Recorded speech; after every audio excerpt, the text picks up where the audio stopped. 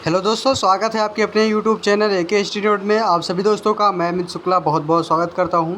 आज के इस वीडियो में हम चर्चा करें दोस्तों बीए फोर्थ सेमेस्टर के सभी छात्र छात्राओं के लिए जिनका इतिहास है और जिनका पेपर बस 2 दिन में होने वाला है। बहुत ही मोस्ट इम्पॉर्टेंट ये प्रश्न होगा और उनके जो पेपर में आने वाले प्रश्न होंगे कुछ इस तरीके से होगा और आपको एक नए मार्ग का दर्शन करेगा। जो ये प्रश्न है ये आपके लिए बहुत ही मोस्ट इंपॉर्टेंट होगा। तो दोस्तों, चैनल में अगर नए हैं तो ज़रूर चैनल को सब्सक्राइब कर दीजिए, लाइक कर दीजिए और प्लस में बेल आइकन जरूर का बटन दबा दीजिए क्योंकि आने वाले वीडियो का नोटिफिकेशन आप लोगों तक बिल्कुल मिलता रहे। जी हाँ दोस्तों, कुछ इस तरीके से प्रश्न दिया जाएगा और प्रश्न जो होगा वो आपका पूछा जाएगा कि पुनर्जागरण से आप क्या समझते हैं। और ये लोग आप लोग सभी लोग जानते हैं कि सबसे ज़्यादा बार ये हिस्ट्री में प्रश्न पूछा गया है कि पुनर्जागरण से आप क्या समझते हैं, इनकी प्रमुख विशेषताओं का वर्णन कीजिए।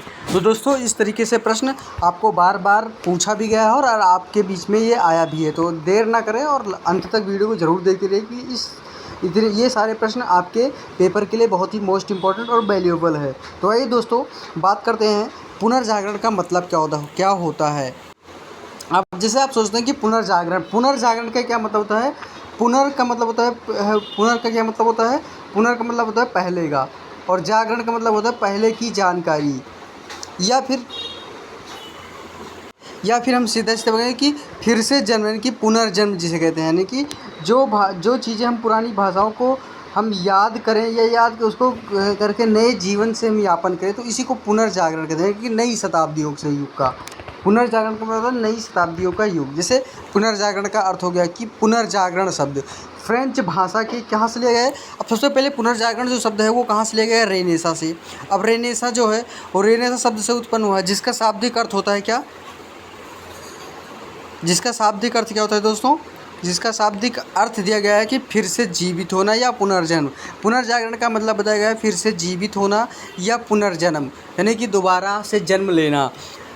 16वीं शताब्दी के प्रारंभ में यहाँ पे बताया गया कि 16वीं शताब्दी के प्रारंभ, जब 16वीं शताब्दी स्टार्ट हुआ तो वहाँ पे यूरोप वासियों के ने मध्यकाल का एक निर्जीव तथा मृतप्राय प्राचीन रोम और यूनानी सभ्यता को पुनर्जीवित और प्रतिष्ठित करने के जो प्रयास किए गए हैं उसे ही इतिहास में पुनर्जागरण के नाम से जाना जाता है। बहुत ही मोस्ट इम्पोर्टेंट टॉपिक है, इसको आपको जानना भी है और आपको ये चीज़ें आपको तैयार भी करना है। ये टॉपिक्स आपके लिए बहुत ही मोस्ट इम्पॉर्टेंट है, चाहे अगर ये दृष्टि से अगर देखा जाए तो ये कंपटीशन लेवल के लिए हो या फिर ऑप्शनल वालों के लिए ही प्रश्न होगा, ये सब के लिए बहुत ही मोस्ट इम्पॉर्टेंट है। कहाँ से लिया गया है दोस्तों, ये मध्यकालीन का जो है वो बताया गया है कि यूरोप वासियों के जो मध्यकाल में निर्जीव और जो मृतप्राय चीज़ें बताई गई थी या दर्शाई गई थी उन्हीं को फिर से पुनर्जीवित करें, अब उन्हें प्रतिष्ठित करने का प्रयास किया गया है। तो इसी को इतिहास में उन्होंने पुनर्जागरण काल का नाम दिया गया है।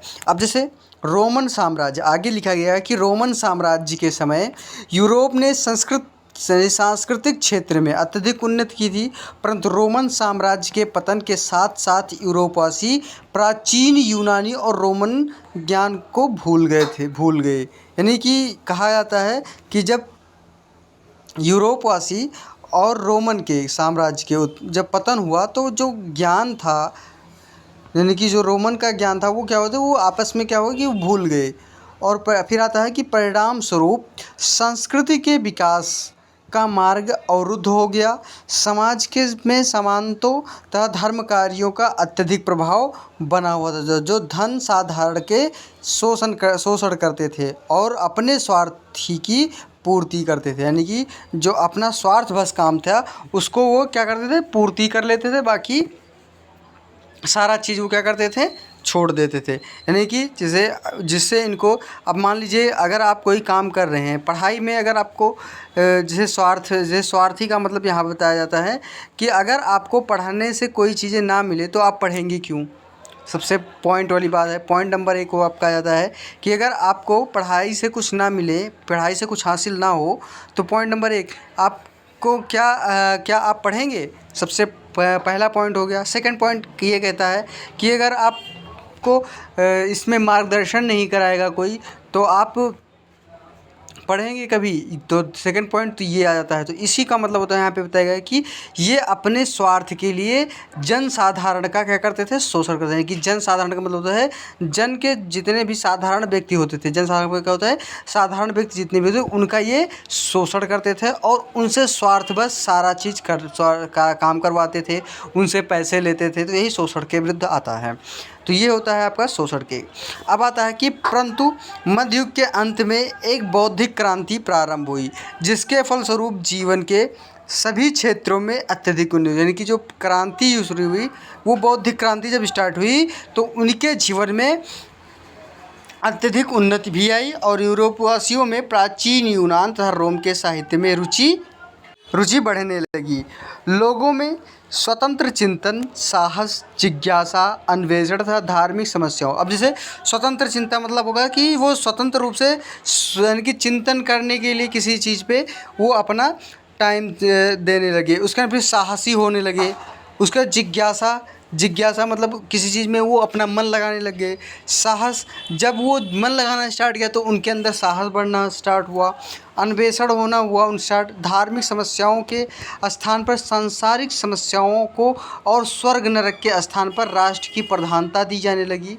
यानी कि जो सांसारिक समस्या थी उन्हें स्वर्ग और नरक के स्थान पर राष्ट्र की प्रधानता, यानी कि जो बताया गया है कि अगर जो स्वर्ग में और नरक की बातें हुआ करती थी वो राष्ट्र के प्रति उन्हें जागृत करना स्टार्ट कर दिया गया। उसका फिर आता है कि पुनर्जागरण के फलस्वरूप साहित्य आप जानते ही हैं ये।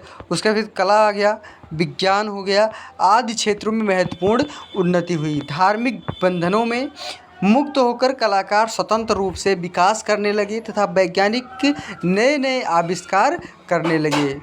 उसका फिर है कि इसी का इतिहास में नवयुग, बौद्धिक पुनरुत्थान और आदि नामों से पुकारा गया। नहीं, इसी युग को क्या कहा है, पुनर्जागरण को ही नवयुग कहा गया और इसी युग को बौद्धिक पुनरुत्थान कहा गया। यानी कि जिनका ऑप्शनल वाला क्वेश्चन है तो इनको पुनर्जागरण का आंसर ऐसा भी आंसर है कि आंसर प्रश्न नंबर आएगा कि पुनर्जागरण को हम किस नामों से जान सकते हैं। तो आपको जब पता होगा कि नवयुग और बौद्धिक पुनरुत्थान, तो ये दोनों आपके अंतर्गत पूछा जाता है किसके, पुनर्जागरण के अंतर्गत।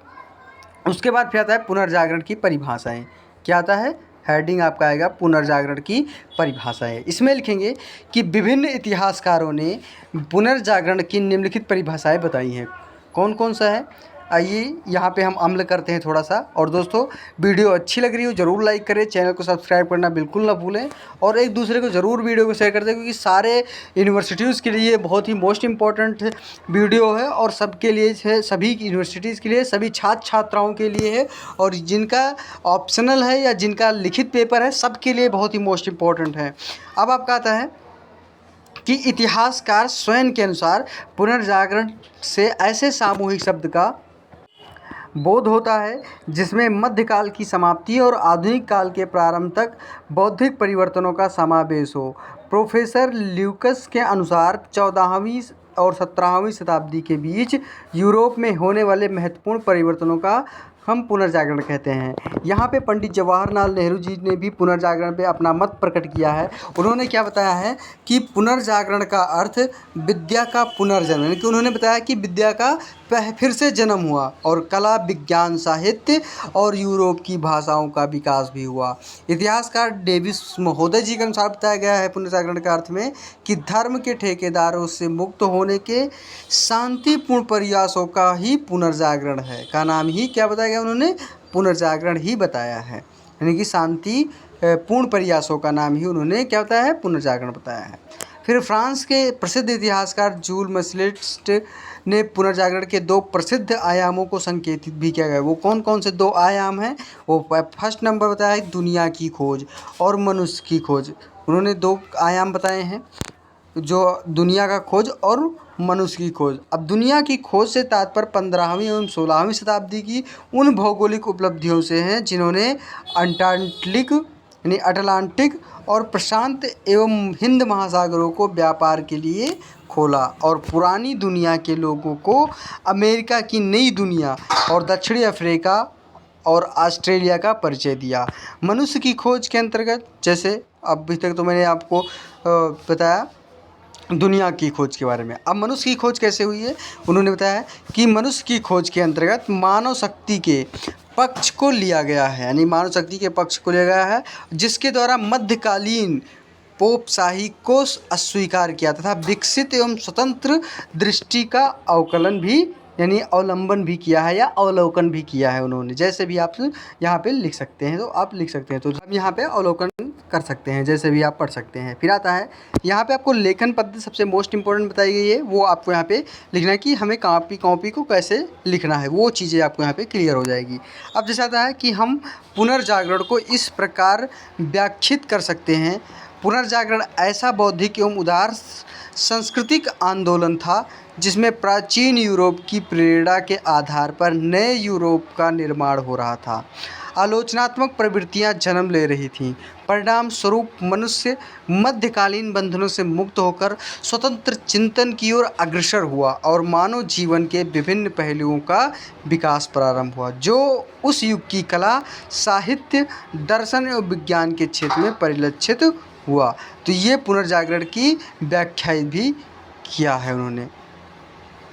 अब आता है पुनर्जागरण की विशेषताएं। पुनर्जागरण की निम्नलिखित विशेषताएं बताई गई हैं। कौन कौन से? फर्स्ट नंबर बताया गया है स्वतंत्र चिंतन, जिसे यहाँ पे बताया गया स्वतंत्र चिंतन। स्वतंत्र चिंतन के बारे में क्या बताया गया है कि पुनर्जागरण की प्रमुख विशेषता स्वतंत्र चिंतन है। मध्ययुग में जो इसकी प्रमुख विशेषता बताई गई है पुनर्जागरण की, वो स्वतंत्र चिंतन को बताई गई है। मध्ययुग में स्वतंत्र चिंतन का धर्म का अंकुश लगा हुआ था। पुनर्जागरण में आलोचना की नई गति एवं विचारधारा को मुक्त कर तर्क को और आगे बढ़ाया, और इस युग के प्रारंभ में अरस्तु के तर्कशास्त्र का गहरा प्रभाव पड़ा। पेरिस, बोलोन, ऑक्सफोर्ड, कैम्ब्रिज आदि विश्वविद्यालयों ने तर्क की विचारधारा को आगे बढ़ाया और उसी बात को सत्य मानने का निर्णय किया जो तर्क की कसौटी पर सत्य साबित हो। तो ये स्वतंत्र चिंतन था। ये फर्स्ट विशेषताएं आपको स्वतंत्र चिंतन के बारे में। उसके बाद सेकंड नंबर आता है प्रयोग का महत्व। अब सेकंड जो विशेषता बताई गई वो क्या बताया है? प्रयोग का महत्व। जो प्रयोग हुआ है उसका क्या महत्व था। अब आता है कि इस काल में विचारों की पुष्टि के लिए प्रयोग का महत्व बढ़ा। रोजन बेकन ने अपनी रचना में यानी आपस मेयर्स में लिखा है कि हम ज्ञान दो प्रकार से प्राप्त कर सकते हैं। कैसे? एक तो वाद विवाद से, सेकंड प्रयोग, और दूसरा बताया उन्होंने प्रयोग के द्वारा। वाद विवाद से कैसे? एक दूसरे से हम बातचीत करेंगे या उस पर हम अमल करेंगे या लड़ाई झगड़ा, जैसे भी आप समझिए, ज्ञान के प्रति, लेकिन तो हमारा ज्ञान आगे बढ़ेगा। दूसरा प्रयोग के द्वारा, किसी चीज़ को हम जैसे मान लें प्रैक्टिकल जो बोलते हैं इंग्लिश में, आप लोग अगर हिंदी इंग्लिश में आप लोग जानते हैं तो इंग्लिश का शब्द प्रैक्टिकल आप लोग को बहुत अच्छे से आता होगा। तो प्रैक्टिकल जिसे कहते हैं, तो प्रैक्टिकल यानी प्रयोग के द्वारा। तो प्रैक्टिकल के द्वारा आप करते हैं, उसका मतलब कि वाद विवाद में प्रश्न का अंत हो जाता है और हम भी उस पर सोचना बंद करते हैं, किंतु इसमें प्रमाण नहीं होते हैं जो वाद विवाद का बताया गया है। लेकिन इसमें ना तो संदेह होता है और ना ही मस्तिष्क की शांति प्राप्त होती है। यह बात तब तक नहीं होती है जब तक कि अनुभव एवं प्रयोग द्वारा सत्य की प्राप्ति ना हो जाती है, यानी जिसे पर हम अनुभव ना करें न इस पर हम प्रयोग करें। रोजर बेकन खोज अपनी प्रणाली का अग्रदूत था, यानी रोजर बेकन ने वो खोज प्रणाली का अग्रदूत था और प्रयोग के आधार पर ही तो गैलीलियो ने कोपरनिकस के सिद्धांत को अकाट्य सिद्ध किया, यानी कि परम सिद्ध किया उन्होंने, यानी उन्होंने इस चीज़ को सिद्ध भी करके दिखाया है। उसके बाद फिर आता है थर्ड नंबर में आता है कि मानववाद की भावना का विकास। मानववाद की भावना का विकास, इसमें आता है कि मानववाद का अर्थ जीवन में रुचि लेना, यानी कि जीवन में रुचि मतलब आनंद लेना, जीवन का आनंद लेना, मनुष्य की समस्याओं का अध्ययन, मानव का आदर करना है, मानव का आदर करना है, मानव का सम्मान करना, मानव जीवन के महत्व के स्वीकार करना तथा उनके जीवन को सुधारने और उन्नत बनाने का प्रयास करना, यानी कि उनको जैसे आगे बढ़ाने के लिए या उनको हम आगे यानी कि उनके जीवन को सफल बनाने के लिए। पुनर्जागरण के समय मानववाद की भावना का उदय हुआ। उन्हें दैवत्व या अध्यात्म के विपरीत मानव रुचि के विषयों को अध्ययन करने के विषय में जानना ही शिक्षा का महत्वपूर्ण अंग बन गया। मानववाद का जन्मदाता यानी पेटार्क था, जिसे पुराने यूनानी साहित्य से दिलचस्पी थी, जिसके प्रयत्न से मध्यकालीन अध्यात्मवाद या धार्मिक रहस्यवाद और लोगों को वैराग्य हो गया। जब लोगों की रुचि मानव के सुख दुख, सौंदर्य प्रेम और व्यवहारिक विज्ञान के अध्ययन की ओर बढ़ गई, तभी से ये मानववाद की भावना को हम विकसित करके मानते हैं। फिर आता है 4th नंबर, सहज सौंदर्य की उपासना। अब सहज सौंदर्य की उपासना क्या है दोस्तों? इसमें कि पुनर्जागरण की एक प्रमुख विशेषता थी जो सहज सौंदर्य की उपासना थी। यह उपासना भौतिक एवं मानसिक दबाव से मुक्त थी। इटली के कुछ कलाकार जैसे लियोनार्दो दा विंची, अलबर्ती सैनीन आदि कला में वैज्ञानिक मानदंडों को लागू करने की संभावनाओं के प्रति इतने मुग्ध थे कि उन्होंने इस विषय पर विपुल साहित्य निर्माण किया। लियोनार्दो दा विंची जी ने लिखते हैं कि अच्छे चित्रकार के 2 प्रमुख चीज़ों का चित्रण करना होता है। कौन कौन से? मनुष्य और उसके मन की भावना। जो अच्छे चित्रकार होते हैं वो क्या करते हैं? मनुष्य और उसके मन के भावनाओं को दोनों को जानने की रुचि रखते हैं और उस पर ये क्या करते हैं? लिखते हैं। फिर आता है 5 नंबर, देशज भाषाओं का विकास। यानी देशज भाषाओं का विकास क्या है? यानी कि उस देश के भाषा का विकास, जो देश के रहने वाले व्यक्तियों का विकास। जैसे पुनर्जागरण की एक अन्य विशेषता थी। कौन कौन सी? देशज भाषाओं का विकास। अब तक केवल यूनानी और लैटिन भाषाओं के लिए ग्रंथों के ही समय महत्वपूर्ण समझा जाता था, यानी जो मुख्य ग्रंथ थे उन्हीं को समझा जाता था। पुनर्जागरण ने लोगों की बोलचाल की भाषा और भाषा को गरिमा एवं सम्मान दिया, क्योंकि इन भाषाओं के माध्यम से सामान्य लोग बहुत जल्दी ज्ञान अर्जन कर सकते थे तथा विचारधाराओं यानी कि विचारों को सुगमता से अभिव्यक्त कर सकते थे। तो ये देशज की विकास की भाषाएं थी, यानी कि देशज भाषाओं का इस तरीके से विकास हुआ था। फिर आता है 6 नंबर। 6 नंबर है कला की प्रगति। क्या था कि इनकी कला में किस तरीके से निपुणता हासिल किया, यानी कि कला में किस तरीके से निपुण हुए थे। फिर आता है कि भवन निर्माण कला, मूर्ति कला, संगीत कला, चित्रकला तथा नक्काशी आदि का विकास हुआ और इस क्षेत्र में इटली ने ही अग्रदूत का कार्य किया। इटली के 2 नगर कौन कौन से? एक तो फ्लोरेंस आपके आ जाते हैं 1st नंबर, और 2nd नंबर आपका आता है वेनिस ने अधिक भाग लिया और चित्रकारी, शिल्प तथा स्थापत्य कला को काफ़ी आगे बढ़ाया। ये फ्लोरेंस और कौन से 2nd नंबर कौन है? वेनिस। ये दोनों आपके यानी कला में बहुत आगे निकल गए, शिल्प और चित्रकारी में। बाद के कलाकार पुरानी परंपरा को छोड़कर स्वतंत्र शैली का विकास करने लगे। माइकल एंजेलो इसी प्रकार का एक सफल मूर्तिकार तथा चित्रकार था। यानी जो माइकल एंजेलो का नाम आप लोग सुना होगा, तो कभी कभी प्रश्न में आ जाता है कि माइकल एंजेलो कौन से, यानी कि ये किस प्रकार के लेखक, यानी कि किस प्रकार के ये कवि थे या लेखक थे, जो भी है। तो आपको जैसे भी आपके पेपर में प्रश्न पूछा जाता है वो आपको यहाँ पे इस तरीके से लिखना होता है। तो दोस्तों ये था आज की इस वीडियो का सबसे लास्टवां प्रश्न, और आपके पेपर में सबसे ज़्यादा बार ये प्रश्न पूछा भी गया था, और इसी वजह से मैं आपको यहाँ पे एक बार फिर से आपको याद दिलाने का प्रयास किया हूँ। तो दोस्तों आज की वीडियो में बस यहीं तक, और अगली वीडियो तक आप लोग ज़रूर इंतज़ार करिए, और अगली वीडियो में आपके साथ फिर से उपस्थित होंगे। इसी के साथ धन्यवाद दोस्तों। और हाँ दोस्तों, अगर आपको इसका PDF चाहिए तो यूट्यूब के डिस्क्रिप्शन बॉक्स में टेलीग्राम चैनल का लिंक दिया गया है, वहाँ से आप लोग जुड़कर बिल्कुल फ्री ऑफ कॉस्ट PDF प्राप्त कर सकते हैं। तो इसी के साथ धन्यवाद दोस्तों।